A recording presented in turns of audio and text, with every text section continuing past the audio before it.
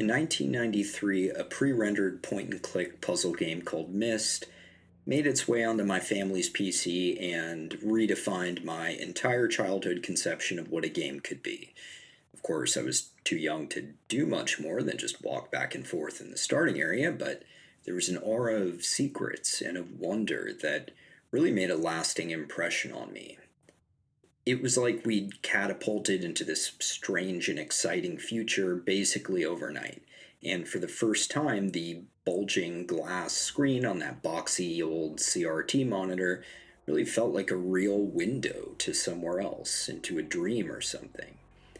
Back in the 90s, Myst opened doors to my imagination that the drudgery of adulthood has since done its best to close and lock and file away somewhere way back in the cluttered mansion of my mind.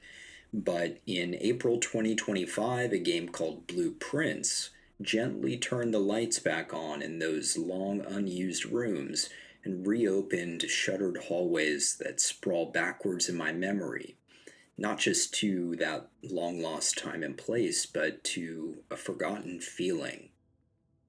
Blueprints gifted me the startlingly poignant reminder that, yes, some games really can rise to the level of true art. It invoked a quietly familiar feeling of wonder, and one that I had once basked in on a responsibility free sunlit Sunday morning in another simpler life. And just like its spiritual predecessor did 3 decades ago, Blueprints made me shake my head multiple times and ask myself, did this game release or did it just appear from outer space? Out of respect for what Blueprints' master architect has built here, I'm going to take great care to avoid spoilers of any size in this review. Now, that makes the game a little bit difficult to effectively critique, but if I can convince even one person to download it who is on the fence while preserving even the smallest extra bit of its mystique for that person, it's more than worth it.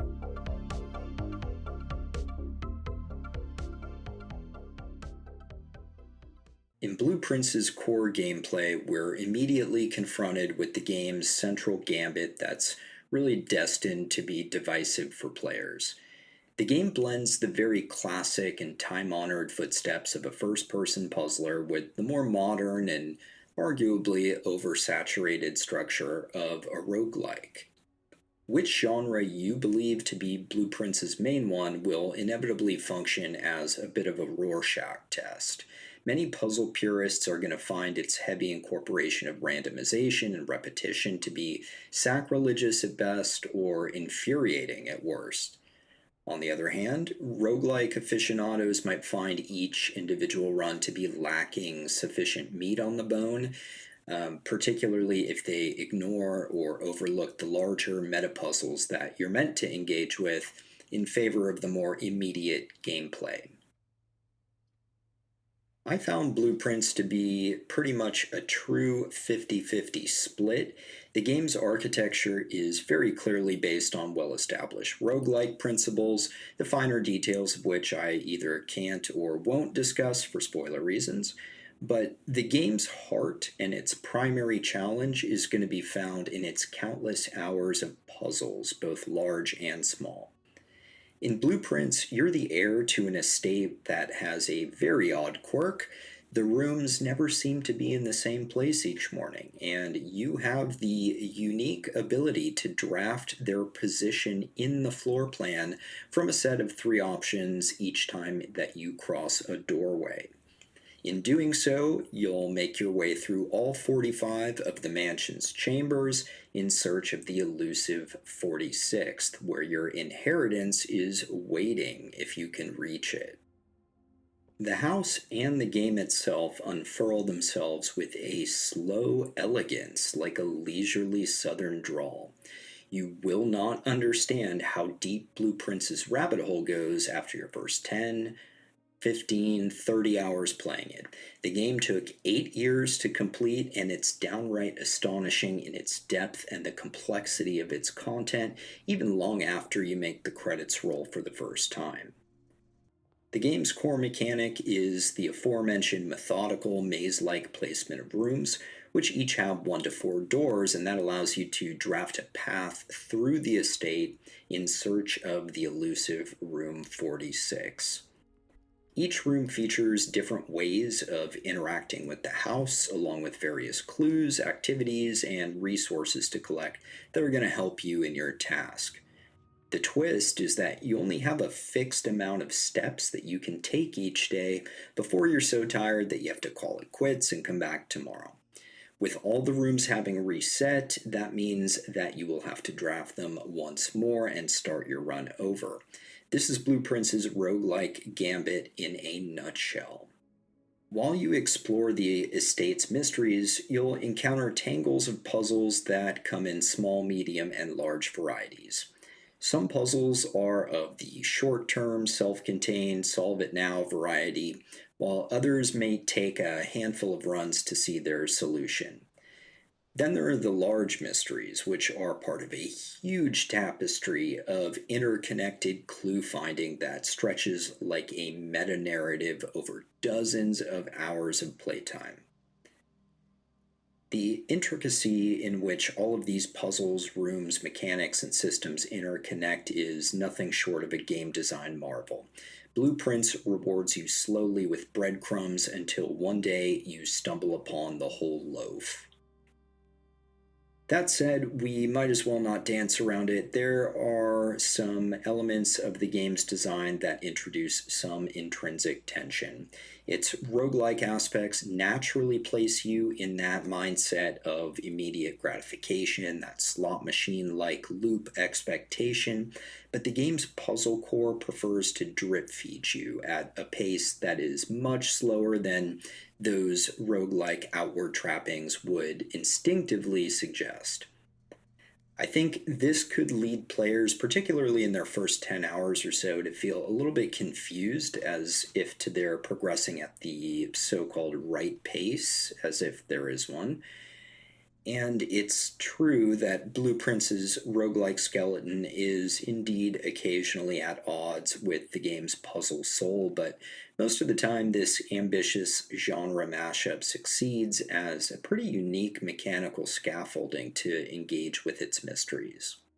Still, when you're hot on the trail of a larger mystery that you've almost solved and RNG rears its ugly head to deny you the room rolls that you need, it can definitely be frustrating.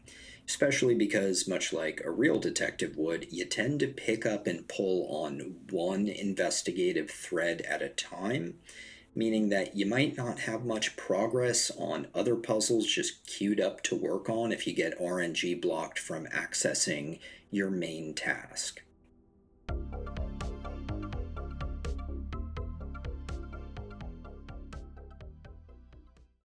Progression in Blueprints is pretty much as you would expect with a roguelike, with many genre familiar flavors of both run specific and permanent improvements available, but that's the extent of the detail that I'll mention here to preserve your playthrough.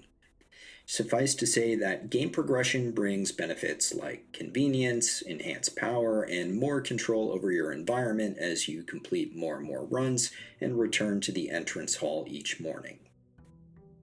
Regarding the game's depth, a thought that occurred to me so many times in my 80-ish hours with Blueprints was so many developers would have stopped here. Developer Dogubomb blew past the point that would have been required to offer a very good puzzle game package and just kept going, seemingly for several years. In an age of games that are often released before they're truly ready, it is striking to encounter one that cooked for so much longer than anybody could reasonably expect from an indie developer, especially. You should know that with this level of depth also comes a fairly big ask of you from the game. Even if you resist it at first, in practical terms, I'm here to tell you that it's pretty much necessary to have a notebook and pen at your side while you play. If this sounds unappetizing, I completely understand, as I cannot recall the last time I enjoyed or candidly even played a game that required this, but Blueprints earns this level of engagement very quickly, and you'll come to appreciate the amusingly psychotic scribbling in your notes when you look back at all your sleuthing. There's easily 100 hours of content in Blueprints and potentially north of that, depending on the pace at which you play. And to be perfectly honest with you, I don't actually even know where this thing ends because I still haven't found or solved everything, and I rolled credits over 60 hours of playtime ago.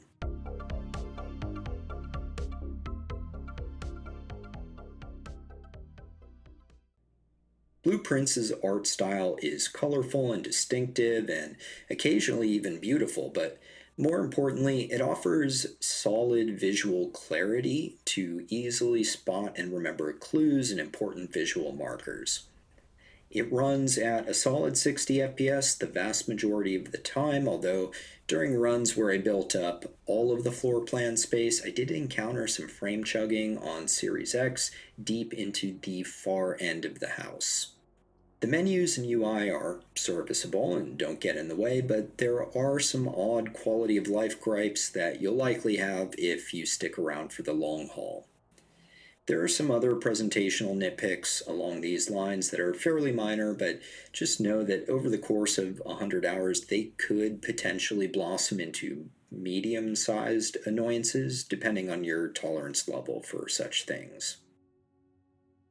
Both the environmental and the direct storytelling in Blueprints are phenomenal, and at certain special moments can even border on the profound, in my opinion.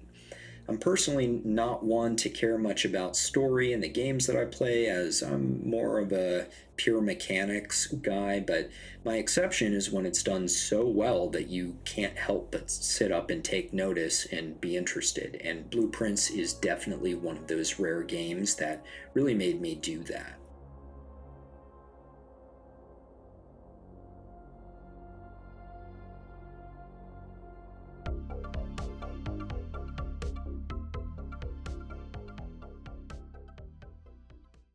Like many puzzle games of this type, while you could replay it, there's no replacing your experience of first discovering or figuring out all of the many secrets.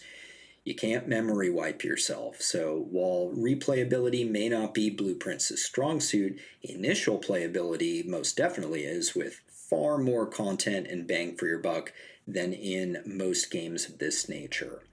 That said, the roguelike aspect technically is fleshed out enough to be played sort of on its own in a semi addictive fashion, although without the added layer of puzzle solving atop the mechanics, the party is going to come to an end at some point.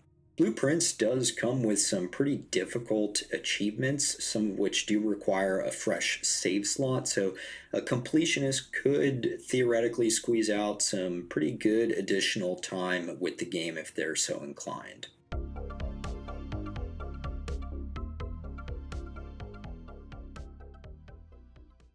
First, the pros. Blueprints is a masterwork in puzzle game design. It offers a depth, breadth, and artistry that's woven into its puzzle tapestry that always gives you something to nibble on and progress to achieve while you work towards unraveling the bigger balls of yarn. A successful run is one where you learn something new or even make a small improvement to your meta toolkit. The game's themes and integrations of its puzzles into the story range from moderately interesting all the way to legitimately touching. Roguelike mechanics shake up the first person puzzle formula by providing an innovative way to engage with the environment that mostly works well, preventing this from being a game where you just wander around aimlessly until you notice something. And this roguelike twist offers a sense of sort of constant motion and momentum that's always propelling you towards the next thing, even if you're not sure what that next thing is. The depth of this iceberg is nothing short of a mind boggling achievement, generously providing at least twice the length and amount of content that its most well known peers do, or that anyone could ever reasonably ask of a game of this kind. Of course, it's not perfect. A few clunky quality of life hiccups break the immersion a bit, and they neglect some mechanical nice to haves that a lot of other games have already solved for. For example, the default walk speed, it's really more of a crawl. Sprinting requires a trigger hold, and the sprint itself could be more generously described as a brisk walk.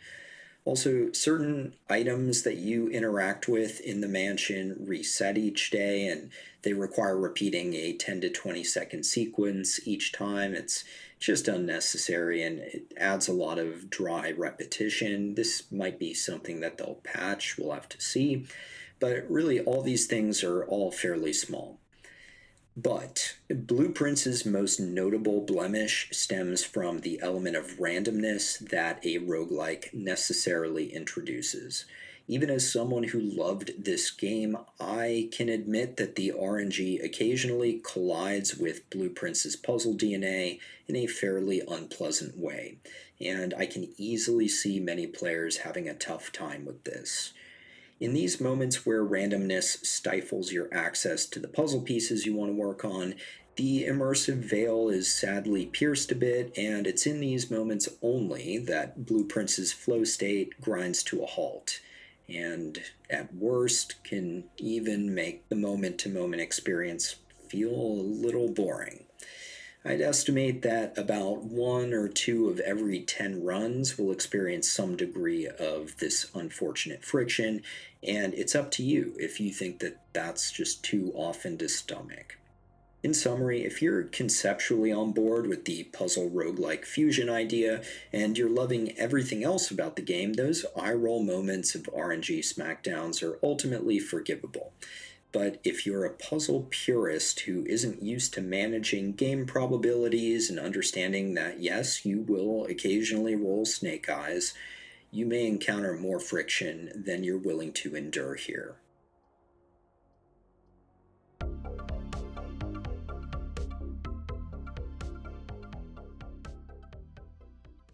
Most of the wonder and magic of childhood is going to stay locked away behind doors that the passage of time and daily life inevitably builds from solid, silent oak.